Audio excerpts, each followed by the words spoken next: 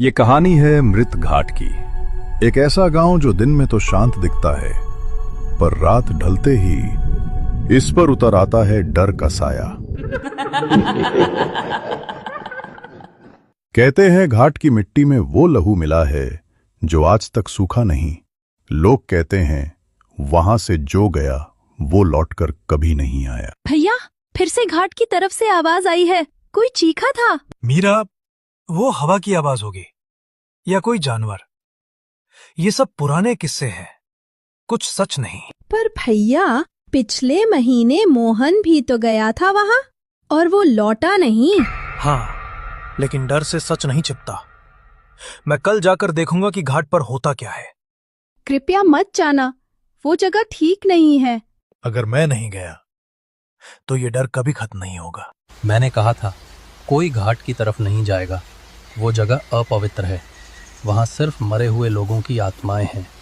पर रामलाल जी, हमें सच जानना है, आखिर हर महीने कोई न कोई गायब क्यों हो जाता है?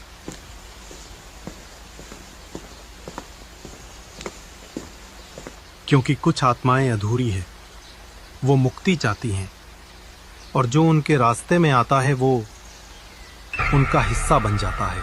भैया मत जाओ, मुझे आज बुरा सपना आया है। घाट में कोई खड़ा था। डर छोड़ दो, मैं लौट कर आऊंगा। शायद कल सूरज इस गांव में डर के बिना उगेगा। रात के अंधेरे में अर्जुन उस जगह की ओर चल पड़ा जहां जाने की हिम्मत किसी ने सदियों से नहीं की थी। यही है वो घाट। यहां तो सब कुछ शांत है। ये निशान इंसानी पैर जैसे हैं, पर बहुत बड़े। क्यों आए हो यहाँ? कौन है वहां? सामने आओ। मुक्ति दो हमें। उसने जो देखा वो इंसान नहीं था, वो एक आत्मा थी जो हवा में सांस ले रही थी। वो घाट जाग गया है, किसी ने उसकी सीमा तोड़ दी है।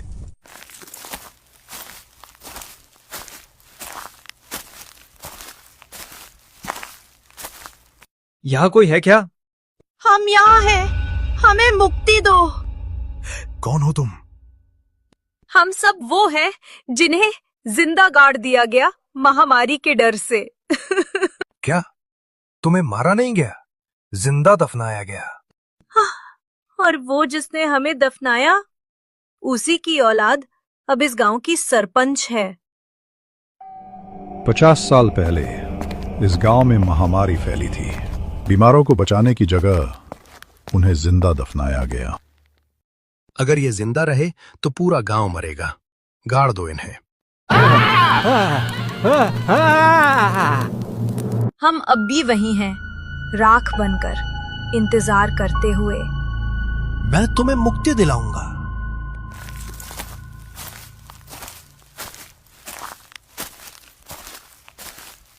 बेटा, तू अकेला नहीं कर पाएगा। ये आत्माएं तभी शांत होंगी जब उन्हें अग्नि दी जाए। पर इनके शरीर तो अब नहीं है ना? जहां उनकी राख है वहीं उनकी आत्मा बंधी है। चल, हवन करना होगा। बाबा रुद्रनाथ और अर्जुन बैठकर वहां पर यज्ञ करने लगते हैं जहां पर उन लोगों को जिंदा ही दफनाया गया था। धीरे धीरे देखते देखते वो आत्माएं राख बनकर हवा में उड़ गई। अब ये गांव आजाद है, पर याद रख, श्राप कभी मिटता नहीं, बस सो जाता है। अब कोई नहीं मरेगा, सब सुरक्षित रहेंगे।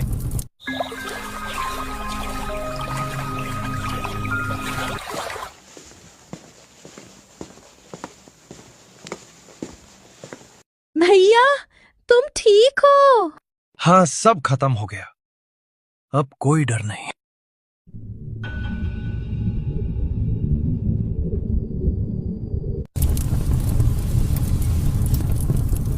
मुक्ति अधूरी है।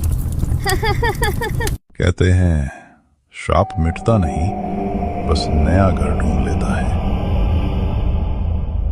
यहाँ कोई है क्या? हम यहाँ हैं, हमें मुक्ति दो। कौन हो तुम? हम सब वो हैं जिन्हें जिंदा गाड़ दिया गया महामारी के डर से। क्या तुम्हें मारा नहीं गया, जिंदा दफनाया गया।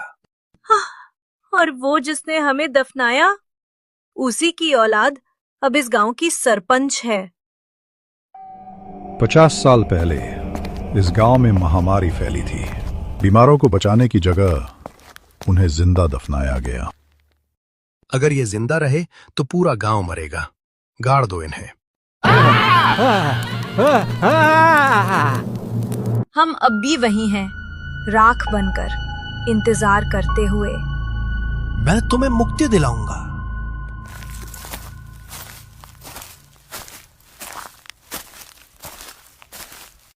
बेटा, तू अकेला नहीं कर पाएगा। ये आत्माएं तभी शांत होंगी जब उन्हें अग्नि दी जाए। पर इनके शरीर तो अब नहीं है ना? जहां उनकी राख है वहीं उनकी आत्मा बंधी है। चल, हवन करना होगा। बाबा रुद्रनाथ और अर्जुन बैठकर वहां पर यज्ञ करने लगते हैं, जहां पर उन लोगों को जिंदा ही दफनाया गया था। धीरे धीरे देखते देखते वो आत्माएं राख बनकर हवा में उड़ गई। अब ये गांव आजाद है, पर याद रख, श्राप कभी मिटता नहीं, बस सो जाता है।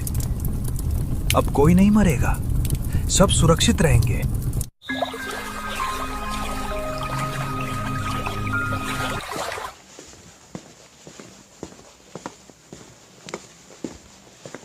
भैया, तुम ठीक हो?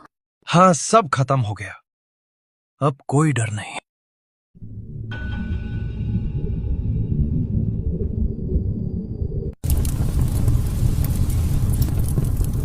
मुक्ति अधूरी है।